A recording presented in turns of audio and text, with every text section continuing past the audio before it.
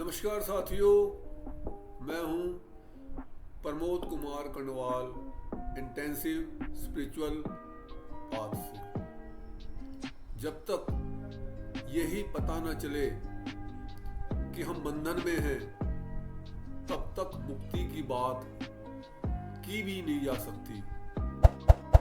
संसार के अंदर साधारण रूप से स्त्री, पुरुष, रिश्तेदार, धन दौलत को बंधन का कारण माना जाता है।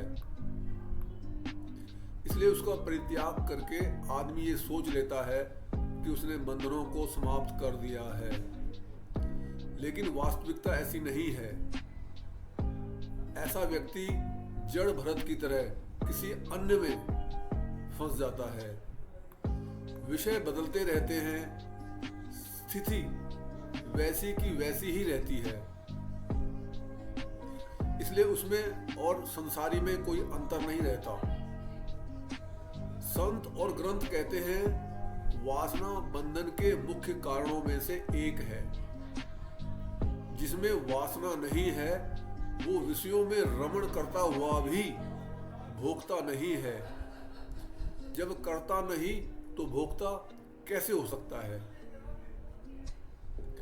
ब्रह्म तत्व की बात करना, उस पर विचार करना, उसका उपदेश देना एक बात है और उसको जीवन में उतार लेना दूसरी बात है।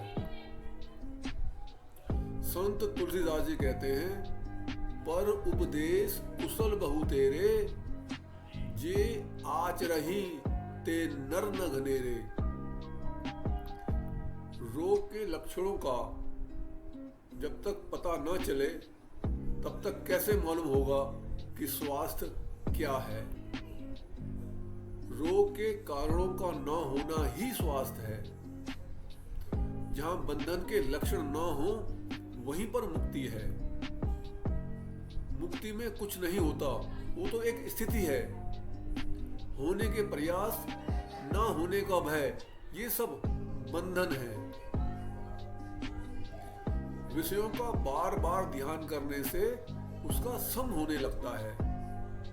संग से कामना उत्पन्न होती है। कामना को पूरा करने के लिए व्यक्ति फिर प्रयास करता है। प्रयास से वह वस्तु प्राप्त होती है।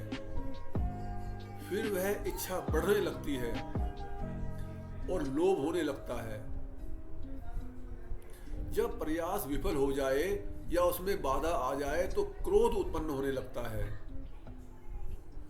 प्रयास के तीन ही परिणाम हैं, लोभ, क्रोध और दुख। ये तीनों ही कंफ्यूज करते हैं। इन तीनों से ही हमारी स्थिति मलिन होती है। निश्चय करने में परेशानी होने लगती है। विषयों को पाने के क्रिया के विपरीत होने वाली प्रतिक्रिया इतनी बलवान होती है कि बुद्धि की कोई सुनवाई वहां नहीं होती और परिणाम विनाशकारी होता है। मनमुख होकर वस्तुओं के पीछे भागना, वासनाओं के पीछे भागना और ये समझना कि यही सत्य है, यही सबसे बड़ा बंधन है। मुक्ति का अर्थ है जब चित्त कुछ न मांगे, किसी की चिंता न करे, ना कुछ पकड़े ना कुछ छोड़े, ना प्रसन्न हो और ना ही क्रोधित हो। सभी साधकों के मन में ये विचार उत्पन्न होता रहता है कि परमात्मा की प्राप्ति के लिए ना जाने कितनी ज्यादा साधना करनी पड़ेगी, कितना समय लगेगा, कितने कष्ट उठाने होंगे, उसके बाद भी भगवान मिलेंगे या नहीं। लेकिन यदि कोई साधक ईश्वर को पाने के लिए अत्यंत गंभीर है तो हमारे ग्रंथ और संत कहते हैं कि उसके समस्त दुखों का नाश पल भर में ही हो सकता है। इसके लिए कोई लंबी चौड़ी साधना करने की जरूरत नहीं है। यदि वह एक छोटी सी शर्त को पूरा कर दे तो वह उसी क्षण सुखी हो सकता है। उसके सारे बंधन टूट सकते हैं, सारी भागदौड़ समाप्त हो सकती है और शर्त बड़ी स्पष्ट है कि अपने आप को इस शरीर से अलग कर ले। यह निश्चित रूप से जान ले कि वह शरीर नहीं है और अपनी चैतन्य आत्मा के रूप में स्थित हो जाए। ऐसा करते ही सारे तनाव समाप्त हो जाएंगे और मुक्ति प्राप्त हो जाएगी। इस नश्वर शरीर से अपने को अलग कर लेना और चेतन रूप में स्थित हो जाना ही मुक्ति है। वही परम सुख है और वही परम शांति है। जब किसी के हाथ में गर्म पानी गिर जाता है और कोई पूछता है कि क्या हुआ, तो उत्तर देते हैं कि पानी ने जला दिया।